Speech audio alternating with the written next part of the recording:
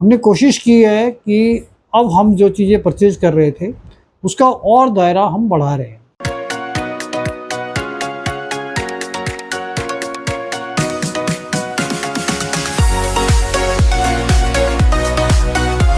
दोस्तों नमस्कार, royal arts and numismatic gallery रंग के यूट्यूब चैनल पर आपका स्वागत है। दोस्तों आज हम डिस्कस करेंगे कि ये जो दौर आजकल चल रहा है, चाहे वो बाहर का फॉरेन कंट्रीज़ का आपस में जो वार चल रही है या इंडिया के अंदर भी बहुत सारी प्रॉब्लम्स चल रही हैं, तो बहुत सारे लोग इसमें कुछ नए से नए रोज़गार ढूंढ रहे हैं, नए से नए काम ढूंढ रहे हैं, क्योंकि बहुत सारे लोगों के साथ फाइनेंशियल प्रॉब्लम आ रही है और वो बहुत सारे लोग इन चीज़ों की तलाश में हैं कि किस तरीके से आजकल के समय में जब इतना कंपटीशन है, इतनी सारी प्रॉब्लम्स हैं, जॉब्स भी जा रही हैं, बहुत सारे लोग बेरोज़गार भी हैं और खर्चे तो देखो सबके साथ हैं। जब हम सुबह सो के उठते हैं तभी से हमारे खर्चे शुरू हो जाते हैं और उसके लिए हमें कुछ ना कुछ तो करना ही पड़ेगा ना, कि जो हम अपने परिवार को चला सकें और सब चीज़ें सिस्टम में हम मैनेज कर पाएँ। तो इसके लिए बहुत सारे लोग हमारे पास जो आते हैं, उनका यही टारगेट होता है कि भाई किस तरीके से हम इस लाइन से जुड़कर 2 पैसे कमा पाएँ। तो पिछली वीडियो में भी मैंने आपको बताया था एक प्रॉपर तरीके से कि अगर हम बहुत कम पैसे से, मतलब ना के बराबर पैसे, ऐसा नहीं है कि हम कोई इन्वेस्टमेंट की बात कर रहे हैं। इन्वेस्टर एक डिफरेंट कंसेप्ट हो गया कि आप इन्वेस्ट करते हैं, वो इन्वेस्टमेंट है।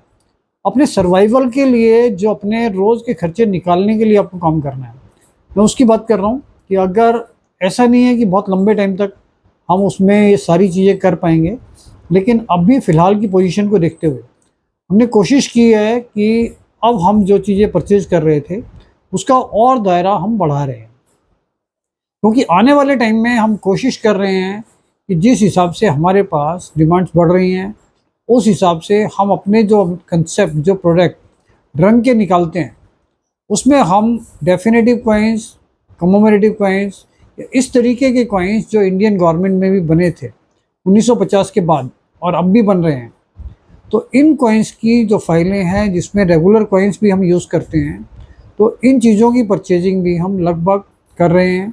और थोड़े टाइम के लिए हमने ये प्लान किया है कि जो इंडियन गवर्नमेंट ने पहले 1 पैसे से लेके, क्योंकि जब इंडिया आज़ाद हुआ था तो उस समय पे 1 पैसा आता था घोड़े वाला, 1 पैसा घोड़े वाला कॉपर में, वो 1 पैसा, फिर आधा आना, 1 आना, 2 आना, quarter rupees, half rupees, 1 rupees. इसमें से कुछ चीज़ें तो पहले से ही डिमांडिंग रही हैं, जिसमें ये बैल वाले आधे आने, 1 आने, 2 आने आते थे, ये शुरू से ही महंगे रहे हैं।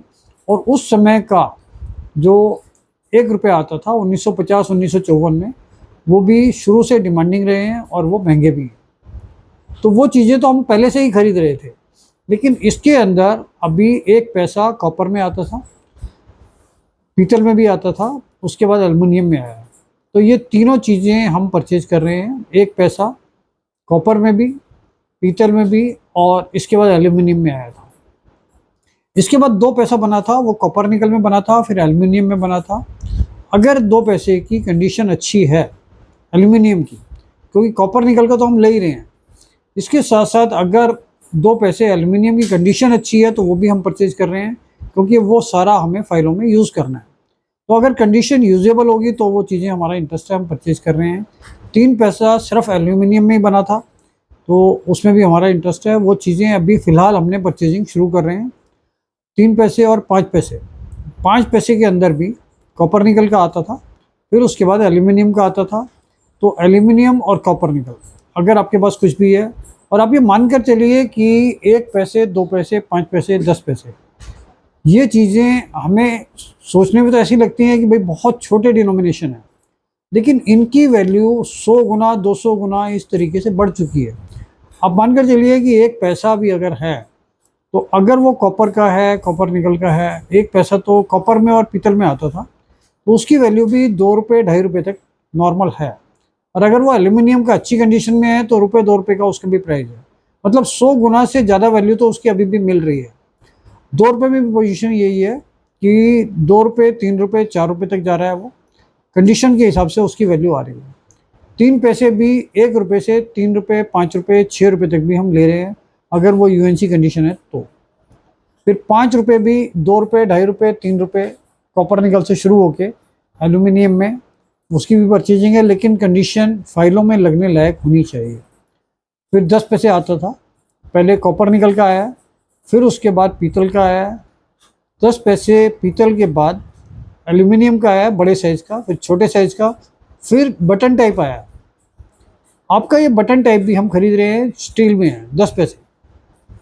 तो इसमें हम चारों वैरायटी ले रहे हैं, कॉपर निकल का भी, पीतल का भी, फिर इसके बाद एल्यूमिनियम का और स्टील का। ये 10 पैसे आप हमें कोई भी आपके पास है तो सेल कर सकते हैं, लेकिन कंडीशन जो है ऐसी होनी चाहिए कि जो हम फाइलों में उसको यूज़ कर पाएँ।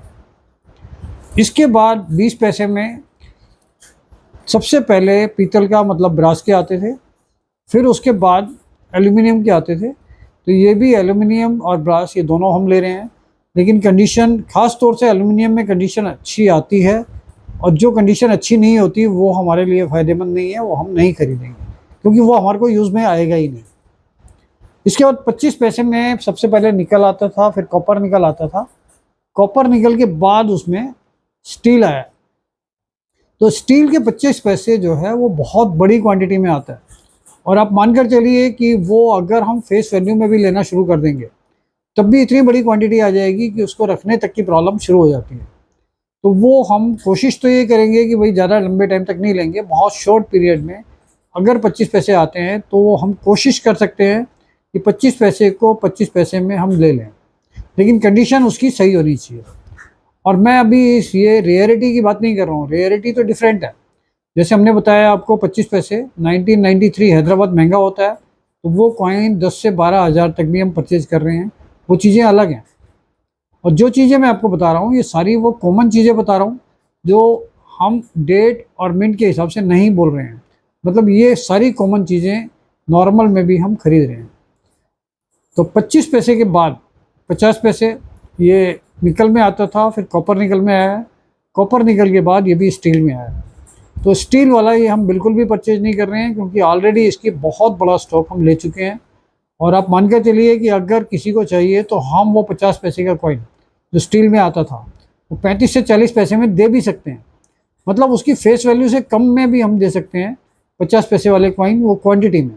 ऐसा नहीं हो कि हमारे पास कोई आए और ये बोले कि भाई मेरे को 50 सिक्के चाहिए या 100 सिक्के चाहिए, वो हम क्वांटिटी में 40 पैसे में दे सकते हैं।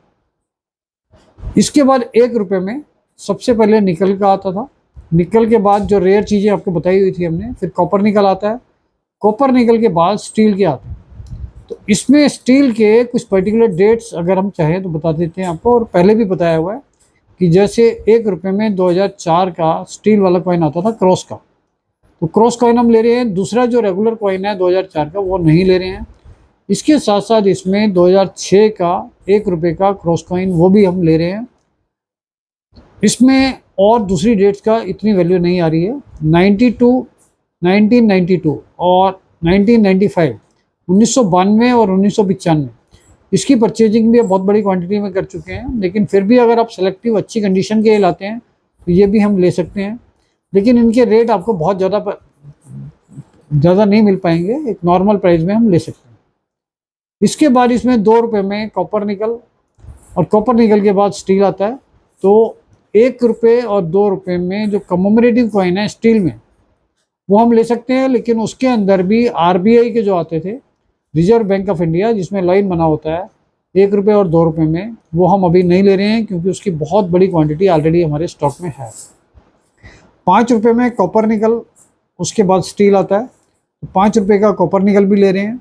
वो 1992 से लेके और 2004 तक बना था, तो वो भी एक रेगुलर हम परचेज कर रहे हैं, वो भी हमें डेट वाइज मिनट वाइज, लेकिन कोशिश कीजिए कि उसमें भी कंडीशन सही होगी तभी ज़्यादा हमारा इंटरेस्ट रहेगा। तो ये कॉमन चीज़ों के लिए हम आप मान सकते हैं कि ये परचेजिंग लगभग 15 से 20 दिन हम रखेंगे कंटिन्यू। उसके बाद अगर हमारी रिक्वायरमेंट और रहती है तो हम उसके बाद आपको दोबारा से यूट्यूब बना के वीडियो बना के आपको बता सकते हैं, लेकिन ऐसा नहीं है कि आप 2 महीने बाद ये सारी चीज़ें लेकर आएँ, क्योंकि इसका जब भी हम परचेजिंग के लिए निकालते हैं तो ये चीज़ें हम ले रहे हैं तो हमारे पास 1 हफ्ते के अंदर अंदर ही इतना मटेरियल आ जाता है जिसको रखने के लिए तक की प्रॉब्लम हमें होती है। तो अभी ये चीज़ें हम मान कर चलिए कि 10 से 15 दिन तक का मैक्सिमम पीरियड है, जिस दिन ये वीडियो हम यूट्यूब पे डालेंगे उसके बाद 15 दिन तक हम कोशिश करेंगे कि ये सारी चीज़ें ले लें। उसके बाद अगर आप आते हैं तो कोशिश कर सकते हैं हम, लेकिन कंफर्म नहीं है कि हम ये सारी चीज़ें ले पाएंगे या नहीं। तो ये बहुत अच्छा मौका है कि अगर इस परेशानी के टाइम में, जो पीरियड अभी चल रहा है, उस टाइम में ये छोटी छोटी चीज़ों से आप अपने खर्चे, अपनी चीज़ों को इकट्ठा कर सकते हैं, निकाल सकते हैं, कैश कर सकते हैं और इसका फ़ायदा उठा सकते हैं। तो इस चैनल को लाइक कीजिए, शेयर कीजिए, सब्सक्राइब कीजिए, जिससे ज़्यादा से ज़्यादा लोग इसका फ़ायदा उठा सकें और देख सकें। Thank you.